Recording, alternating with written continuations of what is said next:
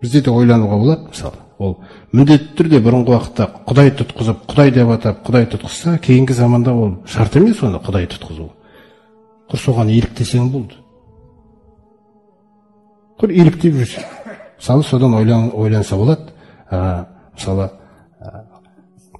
қазақтың жаңағыдай айтайық, шыршаның қасында не істеп жүргеніне.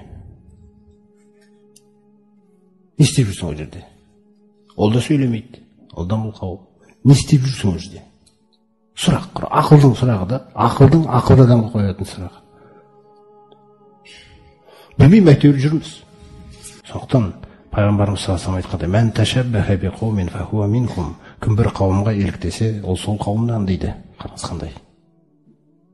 Еліктеудің өзі қиын нәрсе да. Абай атамыз айтады 15-ші сөзінде, қателеспесем, ақылды адам мен ақылсыз адамның фарқын айтып көрейін дейді да. Адам өзі осы дүниеге келген кезде бір нәрсеге қызықпай тұра алмайды дейді өмірде. Дүниеде қызықты нәрсе өте көп. Сонда дейді, есті адамға, жаңағы қызықтар есті адамға ұсынылған кезде, есті адам дейді, есі бар адам, ақылды адам. Ол тек қана орынды, баянды, дұрыс іске ғана қызығады дейді. Және соның нәтижесін іздейді дейді ол.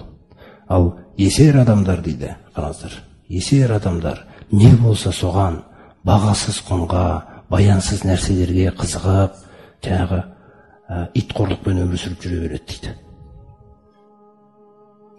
Көрдіңіз ғой. Сондықтан есті адам мен ессіз адамды айтып жатыр да. Сондықтан дейді, сен дейді, есті адамдардың қатарына кіргің келсе, сен жоқ дегенде күніне бір мәрте құр ойлан дейді, немесе аптасына бір мәрте.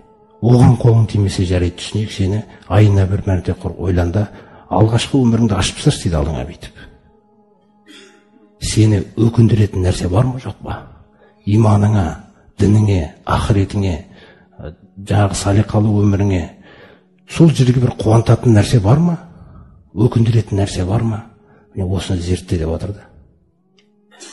Міне ақыл деген нәрсе. Қоғамда көп нәрсе ақылмен істеліп жатқан жоқ. Қазір көңіл қалауы билеген нәрсе. Көңіл қалау ақылдың орнынан шығып кеткен. Түсініңіз ба? Сондай жағдай ол. Соқтан да еліктеу деген нәрсенің өзі өте қиын нәрселері де болды. Сол нәрселерді байқау керек.